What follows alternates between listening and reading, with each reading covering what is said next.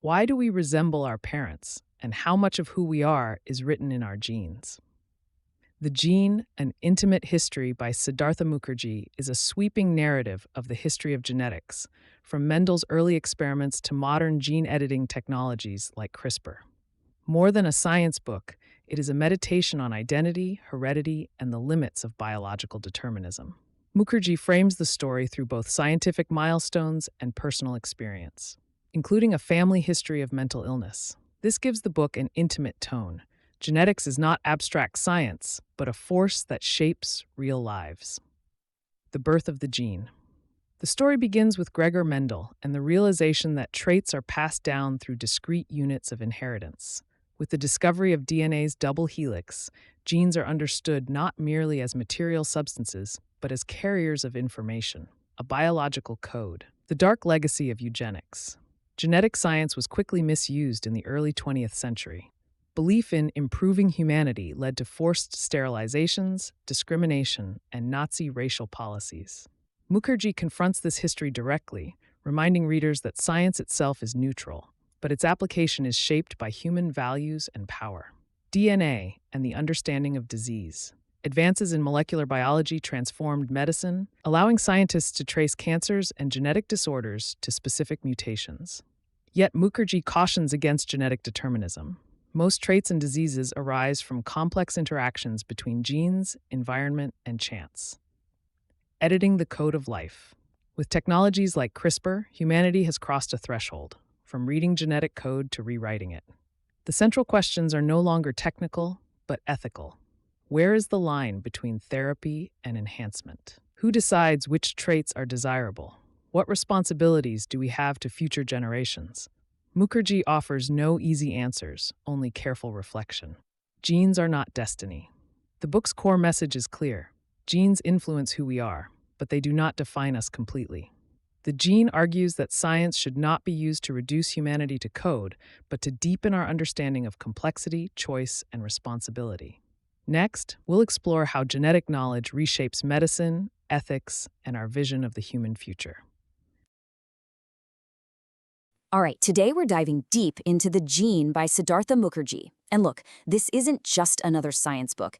It's really a journey into what is probably the single most powerful and personal idea in all of science, the code that literally writes the story of who we are.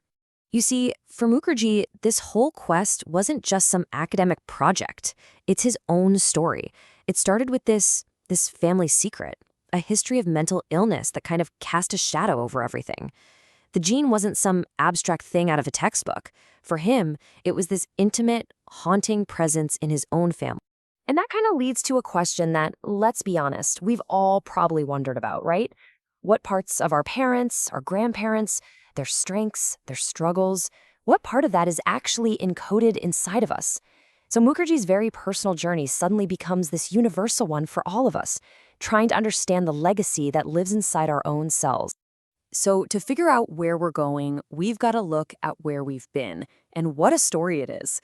It's this thrilling scientific chase spanning more than a century, with some of the most brilliant minds in history all racing to crack the fundamental code of life. And it all starts so quietly, in a monastery garden, of all places, with Gregor Mendel and his pea plants. That's where we get the first whispers of heredity.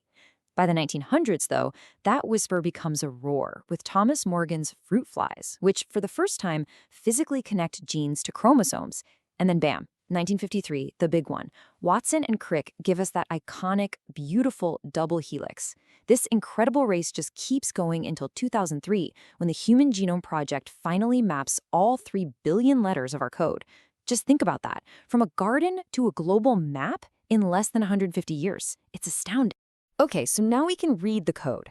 But how should we actually think about it? We always hear the word blueprint, but Mukherjee gives us a much better way to look at it. A recipe.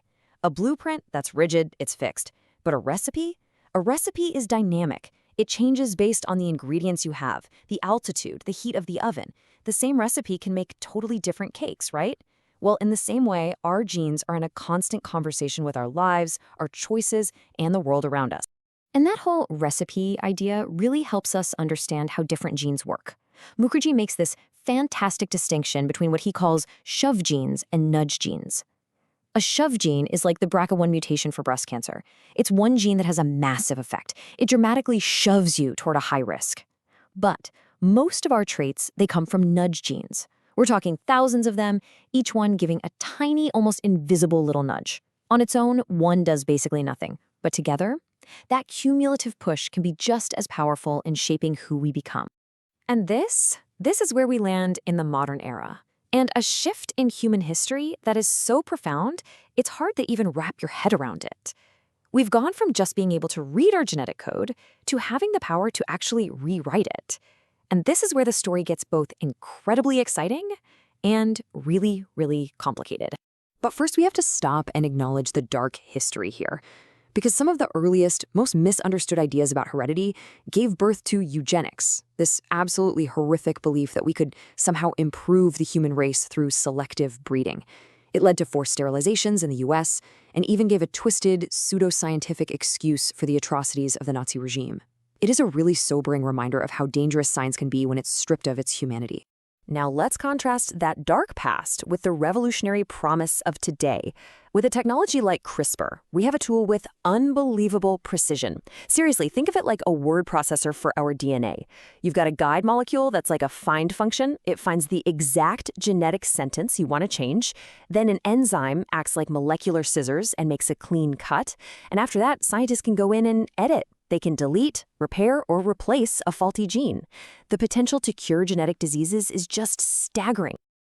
But Mukherjee doesn't stop there. He pushes our thinking even further, way beyond biology and into the digital world.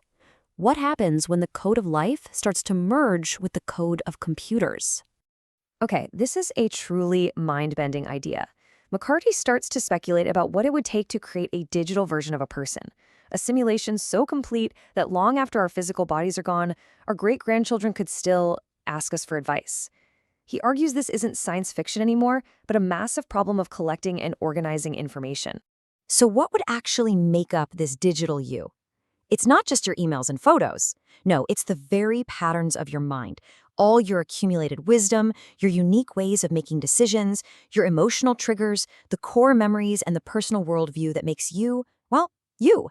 If we could somehow capture all of that, a version of us could, at least in theory, achieve a kind of digital immortality. Wild stuff.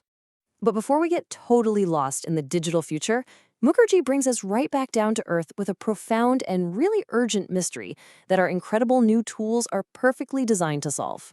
For all our incredible progress, for everything we've learned, we are facing a deeply alarming trend.